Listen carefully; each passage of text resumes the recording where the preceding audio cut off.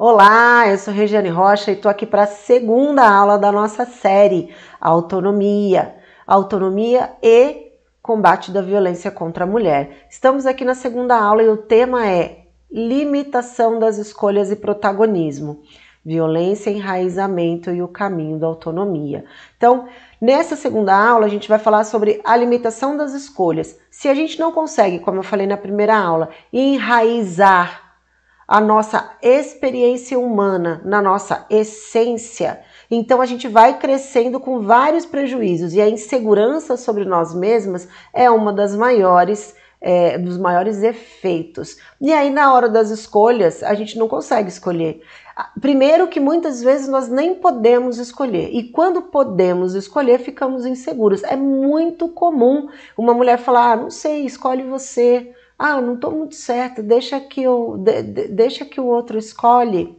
Por quê? Porque existe uma falta de prática nas escolhas. Ou, ao contrário, ela acaba tendo que escolher o tempo inteiro por todo mundo. Mas aí a gente já está falando de um outro efeito, que é a sobrecarga. Porque mesmo essa mulher que escolhe por todo mundo, ela dificilmente escolhe de uma maneira tranquila e equilibrada para si mesma. Ela acaba assumindo a responsabilidade por toda a família, por todo o conjunto das pessoas que estão ali e se deixa em segundo plano certamente. Eu perdi a conta de quantas mulheres eu acompanhei que passaram por esse processo. Ou eram pessoas que não queriam assumir esse protagonismo, ou quando assumia o protagonismo, assumia num lugar de salvadora das situações, de cuidadora de todo o grupo, mas que seja na primeira, seja na segunda situação, se deixa em segundo plano.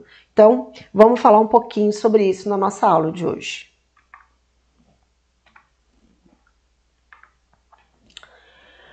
O protagonismo nasce quando podemos escolher, agir e decidir de acordo com nossa essência. Isso é uma coisa muito importante. Você já pensou que a profissão que você tem hoje talvez pudesse ser outra se você não tivesse tanta interferência dos outros? Eu passei por esse processo. Eu escolhi educação lá atrás, na minha primeira formação. Isso há mais de quase 30 anos. O que acontece? Quando eu escolhi, eu acreditava que eu tinha feito essa escolha porque era o que dava, era o que eu conseguia pagar, era o que tinha ali de acesso. Mas no fundo, era o que eu queria, mas eu não sabia. Eu passei tanto tempo achando que eu tinha escolhido por causa da vontade do outro, das coisas do outro, porque eu nem sabia o que eu gostava, que quando eu entendi que eu tinha escolhido o que eu queria, mas que nem parecia porque eu fazia outras coisas. Eu escolhi a educação porque eu acredito que a educação transforma vidas. Mas eu nunca consegui trabalhar da forma que eu acredito com a educação, nem durante o meu processo de formação, nem durante mais de 20 anos trabalhando no sistema formal. Por quê? Porque o sistema engessa, porque a forma que você tem que ensinar, os conteúdos que você tem que passar, não faziam o menor sentido para mim. E aí, quando eu escolhi abrir o Espaço Autonomia, eu tinha terminado o mestrado e decidi que a partir dali eu ia fazer uma pesquisa de educação que eu acreditasse, numa metodologia que eu acreditasse, que é o que a gente aplica hoje com o método Autonomia no nosso espaço para adultos, jovens e crianças. A gente não trabalha na área formal, mas a gente trabalha formando da mesma maneira. E esse protagonismo ele só pode nascer quando a gente pode escolher. E muitas vezes você pode até estar escolhendo de uma maneira que você quer, mas você não sabe, porque o teu contato com a tua essência é muito baixo. Você não consegue nem discernir, explicar para o outro quem você é. Dizer para o outro que você é assim, é assado, que às vezes você tem uns rompantes ou não, que você é tranquilo, ou é introvertido, ou é extrovertida, ou fala alto, ou fala baixo, por N motivos. Mas você conseguir se auto-explicar. Até a imagem que nós temos sobre nós mesmas muitas vezes vem do que o outro fala sobre nós. Então, o protagonismo ele é o exercício dessa essência, onde você vai aprendendo a escolher e vai aprendendo a discernir entre a essência, a pessoa que você é, e o que exigem de você. E o mais interessante disso é, um não está necessariamente distante do outro e tampouco em oposição.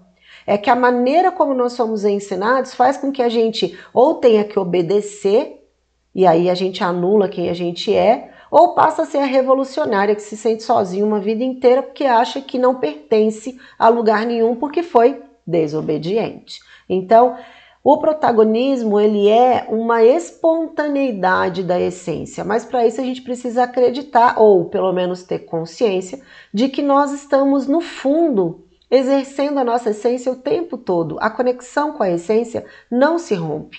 O que rompe é a percepção dessa conexão por conta da cultura, da forma que a gente lida com as coisas. A violência restringe as escolhas financeiras, sociais, emocionais e até a liberdade de ir e vir. Esse aprisionamento externo reflete no interno. A mulher deixa de sentir que pode decidir sua própria vida. A autonomia torna-se um conceito distante e o enraizamento ainda mais frágil. Eu sei que quando eu faço a leitura de um texto como esse, fica fácil de você identificar o quanto isso acontece na sua vida de uma maneira cotidiana e você nem se dá conta. O quanto isso, entre aspas, é comum e às vezes parece natural na vida de cada uma de nós. Mas nenhuma de nós teve educação financeira. É importante pensar que a educação financeira ela não é uma disciplina que é oferecida para a maioria das pessoas. Algumas formações para líderes ou pessoas de classe média alta que têm uma outra perspectiva de realidade social, vão ter esse tipo de disciplina nas suas formações. Do contrário, não vai ter mesmo. No entanto, existe um outro gargalo para o feminino. Por quê? Porque o homem, tenha ele educação financeira ou não, ele é entendido dentro do modelo social como provedor. É ele que vai para o mercado de trabalho, é ele que vai desenvolver esse provento para a família. Então, ele acaba tendo mais contato tanto com o mercado de trabalho quanto com os meios de remuneração.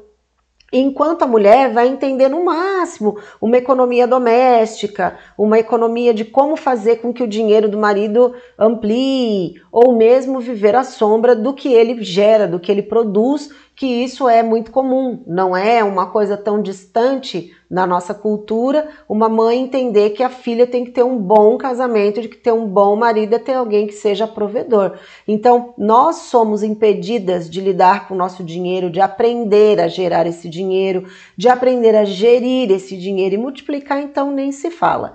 Então, a gente tem uma série de restrições nas escolhas. Às vezes, como a gente se expressa, é muito comum classificar a forma como a mulher se movimenta ou se expressa de infantilizada ou de histérica, enfim, várias coisas que na maioria das vezes ressoa como uma desaprovação.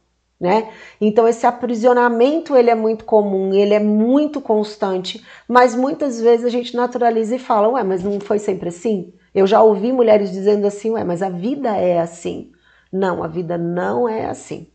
Isso é um modo operante. E quanto mais você vai aprendendo sobre você mesmo, mais você tem condições de ir dissolvendo essas milhares de dependências que recaem sobre nós. A mensagem central dessa nossa aula é: sem liberdade de escolha não há protagonismo verdadeiro.